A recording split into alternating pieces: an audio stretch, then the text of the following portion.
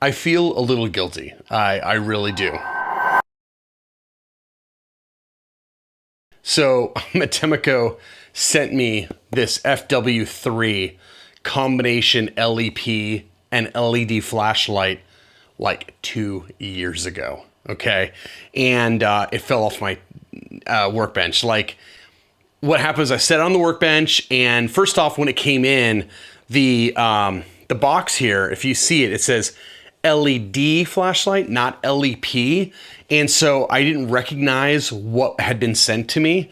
And honestly, another, like, you know, Chinese LED flashlight did not seem that interesting. So I set it aside, and then it fell behind something. And, you know, it's Christmas break, and I'm cleaning up my bench, and I find this box unopened, and I go, oh, that LED flashlight from ages ago.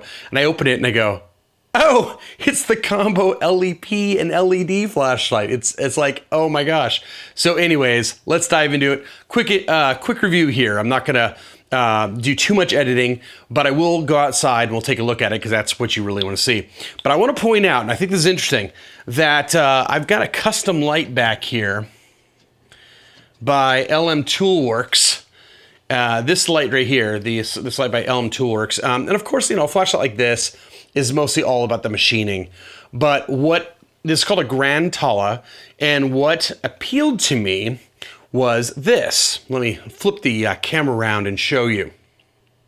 So here's the Grand Tala, and you see on the front here, it's got a ring of LEDs, and in the middle, it's got a reflector. So you can turn those LEDs on for some flood, or you can turn the center reflector on for some throw.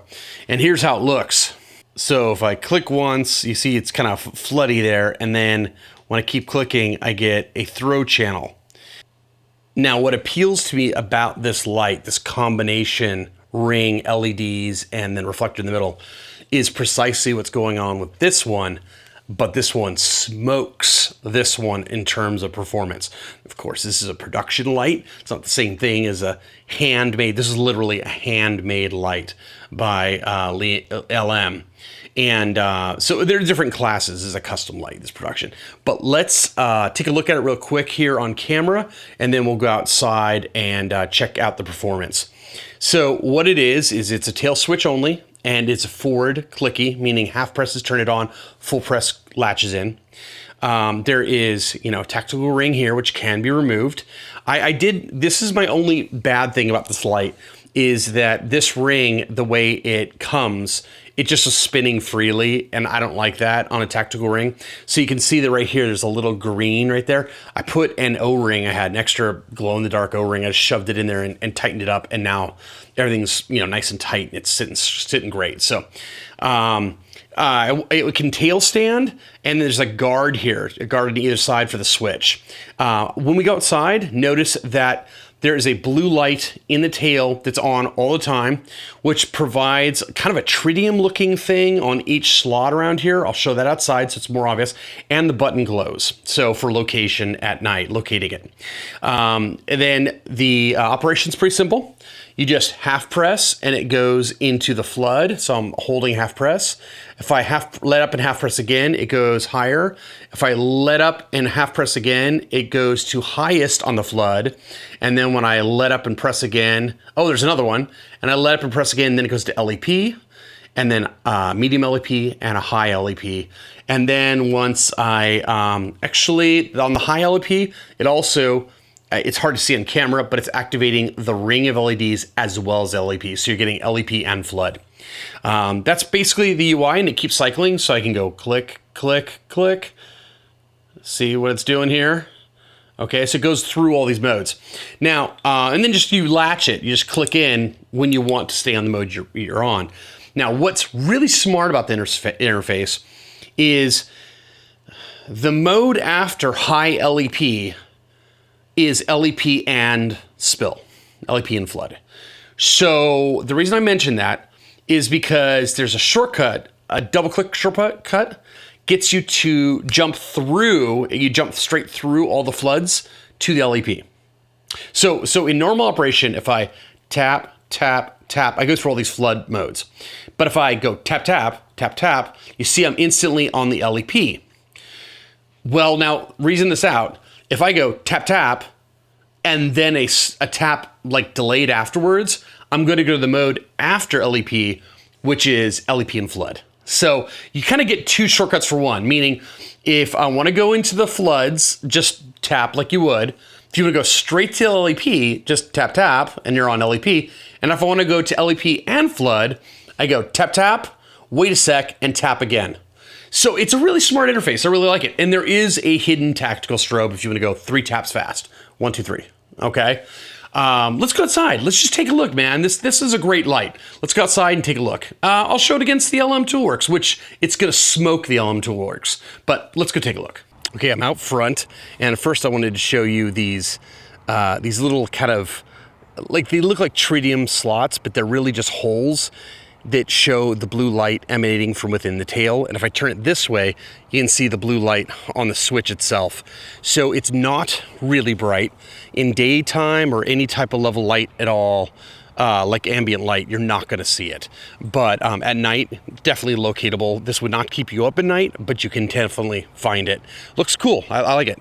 All right, let's start out facing the ground here. I'll show the LM Toolworks for a second here. So I'm gonna go to the low flood, and you can see that it's not really making a dent.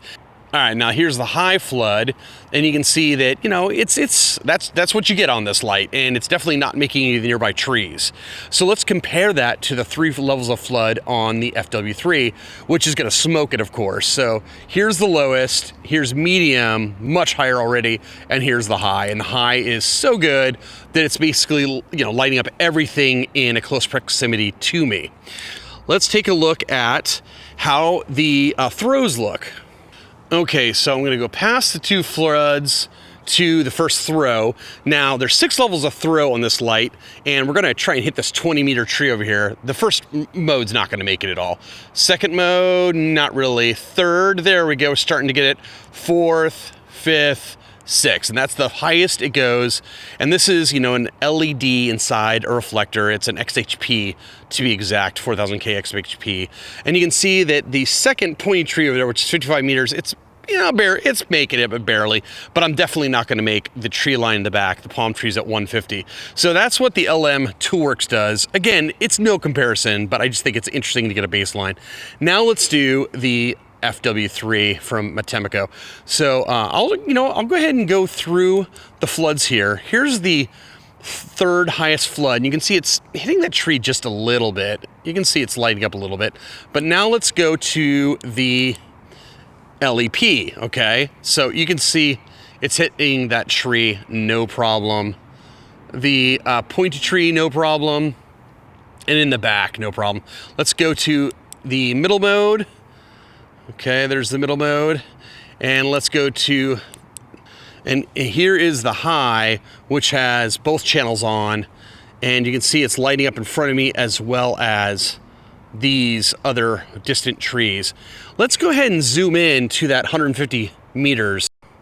Okay, and I went straight to the LEP only, and you can see how the LEP is doing on those trees. So it's definitely hitting the 150 meters, no problem. Go ahead and click one more mode to see if the flood changes anything. It really doesn't, but I'll jump back out, and you can see the flood is showing in front of us here. So again, this would be the LEP only, and here is the next mode is LEP and the flood. For a tiny little package, and it is tiny, you can see that the head of the light fits comfortably in my hand here.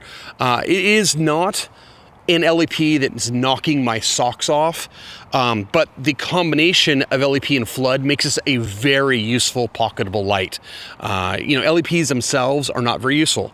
There's just no spill, so it's really hard to acquire targets. If you use them at anything closer than like 10 meters, they're just useless. They just, the hot spot is so bright and there's no spill, and it's just worse than nothing. It's just better to be at full dark adaptation with your eyes and using the flashlight.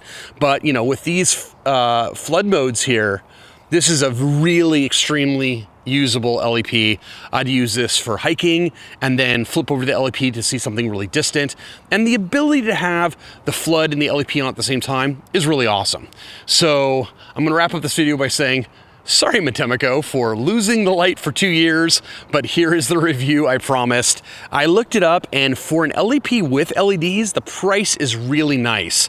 I don't know if it was this when it first came out, but it's about $150. You know, LEPs are expensive technology, but to combine an LEP and LED lights in one small package for $150, that's really good. All right, guys, thanks for watching, and I'm gonna see you in the next video.